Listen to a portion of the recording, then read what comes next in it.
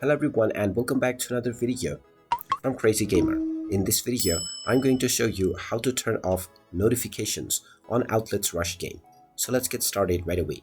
Now, since there is no notification settings that you can turn off from within the game, you will need to locate the game icon, and once you find it, long press on it and you will see the info button.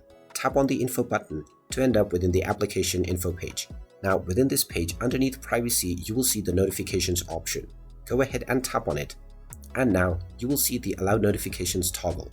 If this is turned on, then you will see notifications from within the game on your device. So in order to turn it off, just tap on this toggle and this will be turned off, which means that notifications from this game will no longer appear on your device. You can turn back the setting at any point of time by going through the same process. And there you have it.